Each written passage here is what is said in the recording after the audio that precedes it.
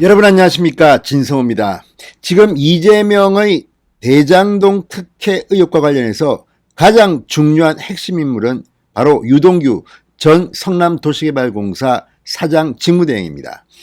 자, 원래 기획본부장이지만 사장이 없는 상태에서 이 대장동 설계 등의 모든 것을 책임지고 주도한 사람으로 알려져 있습니다. 그런데 한동안 잠적했던 것으로 알려진 유동규, 어제 중앙지검이 압수수색을 했습니다. 자, 그 과정에서 휴대폰을 창밖으로 던져버리고 이불을 뒤집어 쓰고 아무튼 상당히 기행을 한 것으로도 보입니다. 자, 휴대폰을 던진다, 이거 많이 들어본 말 아닙니까? 이재명 지사가 과거에 그런 이야기를 한 적이 있습니다. 사건이 터지면 휴대폰부터 없애라. 이재명 지시를 받은 것은 설마 아니겠죠. 그렇지만 유동규 전 성남도시개발공사 사장 대행의 행동은 충격적입니다. 자, 서울중앙지검 유동규를 소환조사를 하려고 합니다. 그런데 불응했습니다. 피의자로 이미 전환된 상태입니다. 그런데 그 유동규가 방금 전 동아일보의 카메라에 잡혔습니다. 그리고 입을 열었습니다. 휴대폰을 창밖으로 던진 데 대해서는 다 사정이 있다고 주장하지만 지금 유동규의 말을 믿을 사람이 얼마나 될까요? 대개 검찰에 조사받으러 가는 사람들은 큰 소리를 칩니다. 아, 나 죄 없어. 나 그 사람 몰라. 나 기억이 안 나. 그렇지만 그 결과는 대개 어떻게 되는지 아시죠? 지금 마치 드라마나 영화에서 본 듯한 장면이 지금 나오고 있습니다. 자, 다 떠나서 이재명 지사가 1원 한 푼 받은 적 없다고 주장하고 있지만 대한민국 국민 중에서 이재명 지사가 대장동 특혜 개발로 이익을 보지 않았다고 생각하는 사람이 얼마나 되겠습니까? 게다가 이재명 지사의 정치 생명을 구해준 사람, 대법원에서 무죄 판결을 내리는데 중요한 역할을 했다는 권순일 전 대법관이 화천대유의 고문으로 연봉 2억을 챙겼다. 또 50억 원을 약속한 그런 클럽의 명단이 있다. 이런 말이 나오고 있습니다. 자, 이제 이재명은 점점 더 수렁으로 빠져들어가고 있습니다.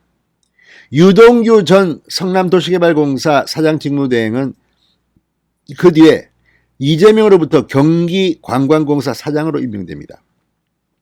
그 사장으로 임명돼서 경기관광공사에 있으면서도 경기도에 수백억 원을 요구하기도 했습니다. 사업하겠다고. 그만큼 이재명 지사하고는 각별한 사이로 보입니다. 그런데 이재명 캠프는 이재명 측근이 아니라고 주장합니다. 이걸 누가 믿겠습니까? 자, 어쨌든 유동규 전 기획본부장이 입을 열면서 지금 이제 언론의 눈길은 서울중앙지검을 향하고 있습니다. 서울중앙지검이 이거 유동규를 소환하고 싶어서 소환했겠습니까? 바로 회계사 정연학 씨가 녹취 파일 19개, 사진 등을 제출하면서 이제 수사를 하지 않으려고 해도 하지 않을 수가 없습니다. 그만큼 물증들이 속속 드러난 모양입니다. 자, 지금 검찰이 압수수색을 하기 전날 이 화천대유는 밤늦게까지 불이 켜져 있었다고 합니다. 증거 인멸을 시도한 게 아닌가 싶습니다. 아무튼 그럼에도 불구하고 지금 나와 있는 것만 하더라도 이재명 지사가 무사할 것 같지는 않습니다. 자, 유동규 입을 열었습니다. 기자들한테 뭐라고 말했을까요? 유동규가 이 사건 검찰 압수수색 후 기자들 앞에서 입을 연 것은 이번이 처음입니다. 진성호의 융단 폭격 시작합니다. 유동규 전 성남도시개발공사 사장 직무대행을 융단 폭격합니다. 방송에 앞서 아직 진성호 방송의 구독자가 아니신 분들은 붉은색 구독 버튼 눌러주십시오. 더 좋은 방송으로 보답하겠습니다. 자, 서울중앙지검 대장동 개발 의혹 사건 전담수사팀 팀장 김태훈 4차장 검사가 유동규 전 성남도시개발공사 사장 직무대리에게 피의자 신분으로 출석하라고 통보한 것으로 알려졌습니다. 자, 이 소환에 불응한 것으로 언론에 보도된 유동규 씨, 경기 성남시 분당구 대장동 개발 계획을 설계하고 화천대유 이 자산관리를 민간사업자로 선정하는데 핵심적인 역할을 한 인물입니다. 자, 검찰은 유동규 전 사장 직무대리가 화천대유 측으로부터 금품을 받았다는 의혹 등이 담긴 사진과 녹취 파일을 정영학 회계사로부터 입수한 것으로 전해졌습니다. 이제 유동규 씨는 큰일 났습니다. 자, 일단 검찰은 이 뇌물수수 거액의 금품을 받았는지 이 부분부터 확인할 것으로 보입니다. 자, 유동규 전 사장 직무대행 오늘 경기 용인시 자택을 나오면서 기자들과 만났습니다. 그리고 이렇게 말했습니다. 민간 수익을 제한해야 한다는 직원들의 제안을 묵살하고 사업계획을 추진한 적이 없다. 그간 제기된 의혹을 모두 부인했습니다. 대개 이렇게 하지요. 예단 같지 않겠습니다. 유동규 씨 말이 사실일 수도 있겠죠. 그렇지만 그렇다면 지금 벌어지고 있는 이 일들은 설명이 안 됩니다. 자, 그러면서 정영학 회계사가 누군지 잘 모른다. 검찰 가서 다 밝히겠다. 돈을 받았다는 보도 사실이 아니다. 대개의 범법자들이 이런 말을 하고 검찰에 들어가는 것을 우리는 많이 목격했습니다. 그렇지만 유동규 전 사장 직무대행의 말이 거짓말인지 아닌지는 수사를 해봐야 합니다. 자, 29일 자택 압수수색 당시 휴대전화를 버렸다는 보도와 관련해서는 사정이 있었다. 수사관들에게 다 설명했다. 이렇게 변명을 했습니다. 이날 검찰 조사에 응하기 위해 외출하는 것은 아니다라고 말했습니다. 자, 지금 이 유동규의 말을 들어보면 아직까지 진정성 있는 죄책감 같은 건 없는 모양입니다. 지금 대한민국이 이것 때문에 완전히 뒤편인데도 본인은 잘못이 없다는 듯이 이야기합니다. 그러면 누가 잘못했습니까? 유령이 와서 이렇게 했습니까? 자, 유동규 씨, 유동규 전 성남도시개발공사 사장 직무대리 압수수색 과정에서 본인의 휴대폰을 창밖으로 던져 증거 인멸을 시도한 것으로 알려졌다고 어제 TV조선이 보도했고 오늘 각 신문들이 일제히 이 기사를 받았습니다.